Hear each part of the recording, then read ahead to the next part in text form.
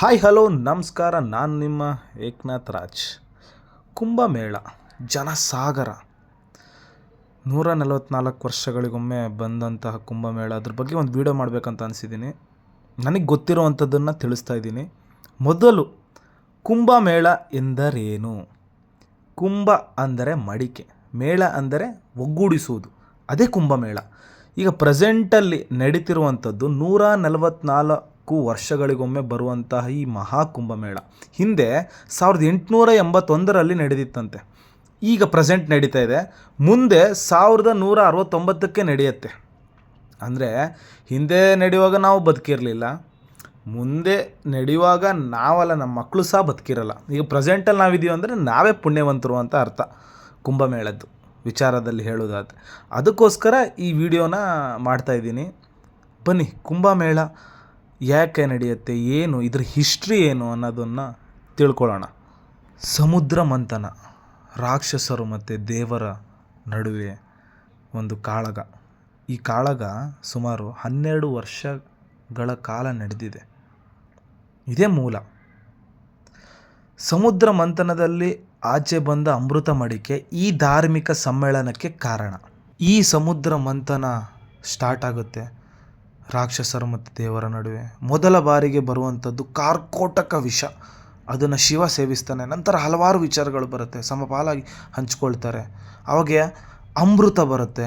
ಅಮೃತಕ್ಕೋಸ್ಕರ ದೇವರು ಮತ್ತು ರಾಕ್ಷಸರ ನಡುವೆ ಒಂದು ಯುದ್ಧನೇ ಆಗಿಬಿಡುತ್ತೆ. ಅದು ನಮಗೆ ಬೇಕು ಅಂತ. ಆವಾಗ ಮೋಹಿನಿ ಅವತಾರದಲ್ಲಿ ವಿಷ್ಣು ಬಂದು ರಾಕ್ಷಸರಿಗೆ ಚಳ್ಳೆ ಹಣ್ಣನ್ನ ತಿನ್ನಿಸಿ ದೇವರ ಸಾಲಿನಿಂದ ಅಮೃತವನ್ನು ಹಂಚ್ತಾ ಬರ್ತಾಳೆ, ಎಲ್ರಿಗೂ ಬರುತ್ತೆ ಅಂತ.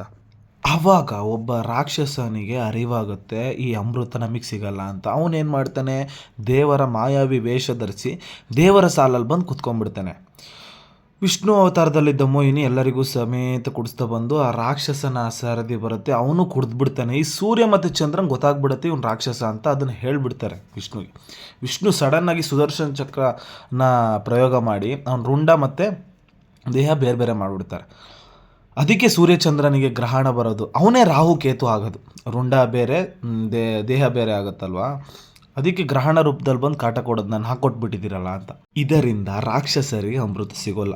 ಅವ್ರು ಅಮೃತ ಕುಡಿದು ಅಮರರಾಗ್ಬಿಟ್ರೆ ಅಟ್ಟಹಾಸ ಮೆರೆದು ಬಿಡ್ತಾರೆ ಅನ್ನೊಂದು ಕಾರಣಕ್ಕೆ ಉಳಿದಿರುವಂಥ ಅಮೃತವನ್ನು ಇಂದ್ರನ ಮಗ ಜಯಂತನ ಕರೆದು ವಿಷ್ಣು ಇದನ್ನು ರಕ್ಷಣೆ ಮಾಡು ಅಂತ ಹೇಳ್ತಾರೆ. ಒಬ್ಬನ ಕೈಯಲ್ಲಿ ಅಮೃತನ ರಕ್ಷಣೆ ಮಾಡೋಕ್ಕಾಗಲ್ಲ, ಅದಕ್ಕೋಸ್ಕರ ನಾನು 4 ಜನರನ್ನು ಕೊಡ್ತೀನಿ. ಸೂರ್ಯ, ಚಂದ್ರ, ಗುರು ಮತ್ತು ಶನಿ ನಿನ್ನ ಜೊತೆ ಇರ್ತಾರೆ ಅಂತ ವಿಷ್ಣು ಆಯೋಜನೆ ಮಾಡ್ತಾನೆ. ಹಾಗೆ 4 ಜನರಿಗೆ 4 ಥರ ಜವಾಬ್ದಾರಿಗಳು. ಈಗ ಸೂರ್ಯ ಅದನ್ನು ಹಿಡ್ಕೋಬೇಕು, ಪ್ರಕಾಶಮಾನ, ಅವನ ಹತ್ರ ಬಂದರೆ ಎಲ್ಲ ಸುಟ್ಟೋಗ್ಬಿಡ್ಬೇಕು ಅಂತ. ಚಂದ್ರ ಆ ಹನಿ ಕೆಳಗೆ ಬೀಳದೇ ಇರೋ ಥರ ರಕ್ಷಣೆ ಮಾಡೋ ಥರ. ನೆಕ್ಸ್ಟ್ ಗುರು ಈ ಒಂದು ಅಮೃತ ಮಡಿಕೆಯನ್ನು ಹುಡ್ಕೊಂಡು ಬಂದ ಯುದ್ಧ ಏನೋ ಮಾಡ್ತಾರಂದರೆ ರಾಕ್ಷಸರು, ಅವರ ನಡುವೆ ಹೋರಾಟ ಮಾಡೋಕ್ಕೋಸ್ಕರ ಗುರು ನೇಮಕ. ಈ ಯುದ್ಧ ಅನ್ನೋದು ತಾರಕಕ್ಕೆ ಏರಿದಾಗ ಶನಿ ಮಧ್ಯಸ್ಥಿಕೆ ವಹಿಸಿ ಇದನ್ನು ಅವ್ರ ಪಾಲು ಮಾಡಿ ಇತ್ಯರ್ಥ ಮಾಡಿಕೊಂಡು ಅಮೃತನ ರಕ್ಷಣೆ ಮಾಡಬೇಕು ಅಂತ ಶನಿನ ಆಯೋಜನೆ ಮಾಡಿರ್ತಾನೆ ವಿಷ್ಣು. ಹಾಗೆ ಇವರಿಷ್ಟು ಜನ ಭೂಮಿಯ ಮೇಲೆ ನಡ್ಕೊಂಡು ಹೋಗ್ತಾ ಇರುವಾಗ 4 ಪ್ರದೇಶದಲ್ಲಿ ಈ ಮಡಿಕೆಯನ್ನು ಇಟ್ಟು ವಿಶ್ರಾಂತಿ ಪಡೆದಿರ್ತಾರೆ. ಪುರಾಣದಲ್ಲಿ ಉಲ್ಲೇಖ ಇರೋದು. ಅದಕ್ಕೋಸ್ಕರ ಈ ಒಂದು ಕುಂಭಮೇಳ ನಡೆಯುತ್ತೆ ಈ 4 ಪ್ರದೇಶದಲ್ಲಿ. ಆ 4 ಪ್ರದೇಶಗಳು ಯಾವ್ದು ಅಂತ ತಿಳ್ಕೊಳ್ಳೋಣ. ಹಾಗೆ ಇನ್ನೊಂದು ಪುರಾಣದ ಪ್ರಕಾರ 4 ಪ್ರದೇಶದಲ್ಲಿ ಇಟ್ಟಂತಹ ಮಡಿಕೆಯಲ್ಲಿ 4 ಹನಿಗಳು ಬಿದ್ದು ಆ ಹನಿಗಳಿಂದ ಅಮೃತ ರೂಪದ ನದಿಗಳು ಸೃಷ್ಟಿಯಾಯಿತು ಅಂತ ಉಲ್ಲೇಖಗಳಿದೆ. ಅದು ಯಾವ್ದು ಅಂತ ನೋಡೋಣ ಬನ್ನಿ.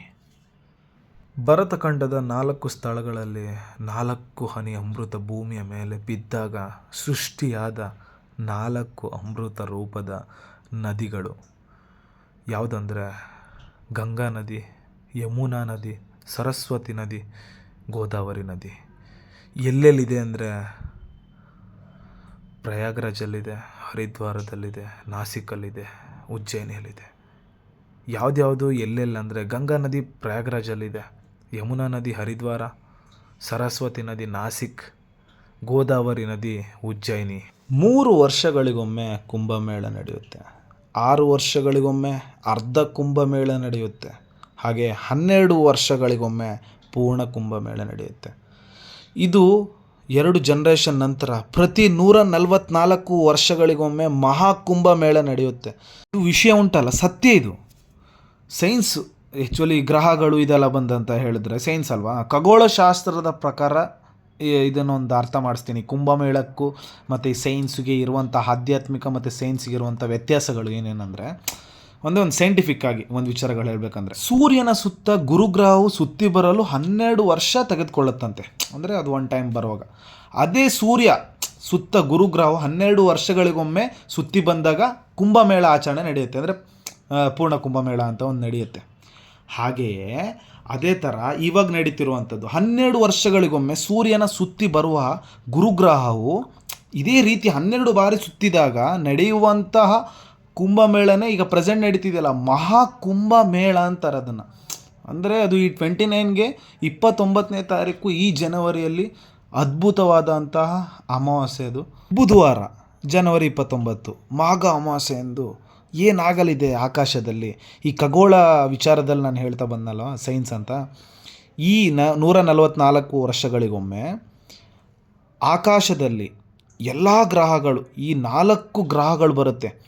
ಸೂರ್ಯ, ಚಂದ್ರ, ಗುರು, ಶನಿ ಗ್ರಹಗಳು ಆಕಾಶದಲ್ಲಿ 144 ವರ್ಷಗಳ ನಂತರ ಸರಳ ರೇಖೆ, ಈ ಒಂದು ಇಮ್ಯಾಜಿನಲ್ಲಿ ಇರುವ ಹಾಗೆ ಸರಳ ಅಂದರೆ ಪ್ಲೇನ್ ಒಂದೇ ಸಮವಾಗಿ ನಿಂತ್ಕೊಂಡಿರುತ್ತೆ. ಆ ಗಳಿಗೆನೇ ಈ ಜನವರಿ 29ನೇ ತಾರೀಕು. ಒಂದಿನ ಆಯ್ತಂದರೆ ಸೊಟಪಟ ಆಗಿಬಿಡುತ್ತೆ ಈ ಥರ. ಹಾಗಾಗಿ ಸನಾತನ ಧರ್ಮ ಅನ್ನೋದು ಮೂಲ ಮೂಲ ಮೂಲ ಧರ್ಮ ಅಂತ ಹೇಳಕ್ಕೆ ಇಷ್ಟಪಡ್ತೀನಿ. ಇದೆಲ್ಲ ಸೈನ್ಸ್, ಖಗೋಳಶಾಸ್ತ್ರಕ್ಕೆ ಉದಾಹರಣೆ ಅಂತೀನಿ. ಯಾಕೆ ಬರ್ತಾರೆ ಈ ಮಹಾಕುಂಭಮೇಳಕ್ಕೆ? ನಾಗ ಸಾಧುಗಳು ಜಾಸ್ತಿ ಹಿಂಟ್ ಇಷ್ಟು ದಿನ ಎಲ್ಲಿರ್ತಾರೆ? ಇದೇ ನೋಡಿ ಕಾಸ್ಮಿಕ್ ಎನರ್ಜಿ ಅಂತ ಹೇಳೋದು. ಕೆಲವ್ರು ನಂಬ್ತಾರೆ, ಕೆಲವ್ರು ನಂಬಲ್ಲ, ಅದು ಅವರವರ ವೈಯಕ್ತಿಕ. 2025ರ ಮಹಾಕುಂಭಮೇಳ ಆರಂಭವಾಗಿದ್ದು ಜನವರಿ 13, ಮುಕ್ತಾಯ ಫೆಬ್ರವರಿ 26. ಇಲ್ಲಿ ಏನಕ್ಕೆ ಬರ್ತಾರೆ ಅಂತ ಹೇಳಿದ್ರೆ, ಮಹಾಕುಂಭಮೇಳದ 6 ಪ್ರಮುಖ ಸ್ನಾನಗಳು ಮಾಡ್ತಾರೆ. ಆ ಟೈಮಿಂಗ್ಸ್ ಸ್ಟಾರ್ಟ್, ಆರಂಭ, ಮುಕ್ತಾಯ, ಈ ಹಂತದೊಳಗೆ 6 ಸ್ನಾನಗಳನ್ನ ಮಾಡ್ತಾರೆ. ಆ ಸ್ನಾನಗಳು ಏನಂತ ಹೇಳಿದ್ರೆ, ಜನವರಿ 13ನೇ ತಾರೀಕು ಪೂರ್ಣಿಮಾ ಸ್ನಾನ, ಆರಂಭದ ಸ್ನಾನ. ಜನವರಿ 14 ಮಕರ ಸಂಕ್ರಾಂತಿಯ ಸ್ನಾನ. ಜನವರಿ 29 ಪ್ರೀಷಿಯಸ್ ಅಮಾವಾಸ್ಯೆ ಸ್ನಾನ, ಮಾಘ ಅಂತ ಹೇಳಿದ್ನಲ್ಲ ಅದೇ. ಫೆಬ್ರವರಿ 3 ಬಸಂತ್ ಪಂಚಮಿ ಸ್ನಾನ. ಫೆಬ್ರವರಿ 12 ಮಾಘ ಪೂರ್ಣಿಮಾ ಸ್ನಾನ. ಲಾಸ್ಟ್ದಾಗಿ ಫೆಬ್ರವರಿ 26ನೇ ತಾರೀಕು ಮಹಾಶಿವರಾತ್ರಿ. ಶಿವರಾತ್ರಿ ದಿನ ಮುಕ್ತಾಯದ ಸ್ನಾನ ಮಾಡ್ತಾರೆ ನಾಗಸಾಧುಗಳು.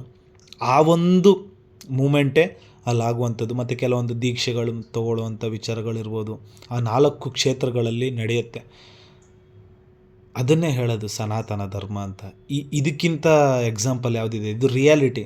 ಈಗ ಸೋಷಿಯಲ್ ಮೀಡಿಯಾ ಕಾಲದಲ್ಲಿ ಯಾವುದನ್ನು ತಪ್ಸೋಕ್ಕಾಗಲ್ಲ, ಗೊತ್ತೇ ಆಗಲ್ಲ. ಈಗ ಒಂದು ಊರಲ್ಲಿ ನಡೆದ್ರೆ ಪ್ರತಿಯೊಂದು ಮಿನಿಟಲ್ಲಿ ಮೊಬೈಲಲ್ಲಿ ಬಂದುಬಿಡುತ್ತೆ.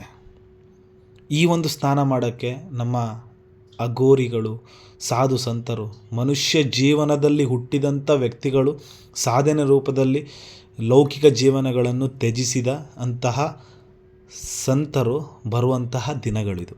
ಈ ಸ್ನಾನ ಮಾಡಿದರೆ ಸಿಗುವಂತಹ ಮಹತ್ವಗಳು: ಆತ್ಮ ಶುದ್ಧೀಕರಣ, ಪಾಪ ವಿಮೋಚನೆ, ಕರ್ಮಗಳನ್ನು ಕಳೆಯುವುದು, ಮುಕ್ತಿ, ಸ್ವರ್ಗ ಪ್ರಾಪ್ತಿ.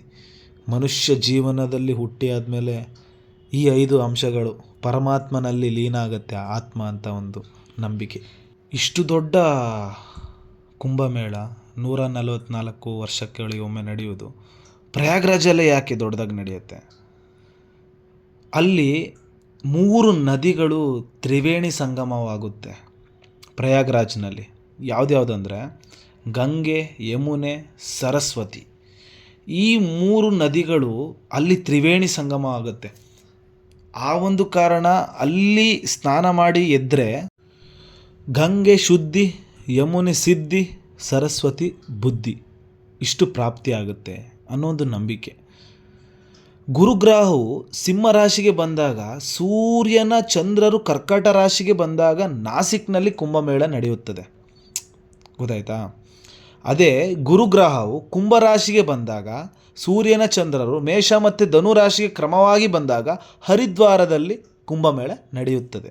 ಈ ಕುಂಭಮೇಳ ಅನ್ನೋ ಒಂದು ಧಾರ್ಮಿಕ ಹಬ್ಬ ನಮ್ಮ ಸನಾತನ ಧರ್ಮದ ರಕ್ಷಣೆಗಾಗಿ ಇರುವಂತಹ ನಾಗಸಾಧುಗಳಿಗೆ ಸೇರ್ಪಡೆ. ಅವರು ಮಾತ್ರ ತುಂಬ ಅದ್ಧೂರಿಯಾಗಿ ಆಚರಿಸುವಂತಹ ಹಬ್ಬ ಇದು. ಅದೇ 144 ವರ್ಷಗಳಿಗೊಮ್ಮೆ ಈ 2025ಕ್ಕೆ ಬಂದಿರೋ ಕಾರಣ ನಾನು ಈ ವಿಡಿಯೋ ಮಾಡ್ತಾಯಿದ್ದೀನಿ. ನನಗೆ ತಿಳಿದಿದ್ದನ್ನು ಹೇಳಿದ್ದೀನಿ, ಗೊತ್ತಿಲ್ಲದಿರೋ ವಿಷಯಗಳು ತುಂಬ ಇದೆ, ಲೆಂತಿಯಾಗಿ ಎಳೆಯೋಕ್ಕಾಗಲ್ಲ. ಹಾಗಾಗಿ ಶಾರ್ಟ್ ಆ್ಯಂಡ್ ವಿಚಾರದಲ್ಲಿ ಇಷ್ಟನ್ನು ಹೇಳಿದ್ದೇನೆ. ಇಷ್ಟ ಆದರೆ ಲೈಕ್ ಮಾಡಿ, ಶೇರ್ ಮಾಡಿ. ಇದು ನನ್ನ ಹೊಸ ಪ್ರಯತ್ನ. ಒಳ್ಳೆಯದಾಗಲಿ ಎಲ್ಲರಿಗೂ. ಜೈ ಶ್ರೀರಾಮ್.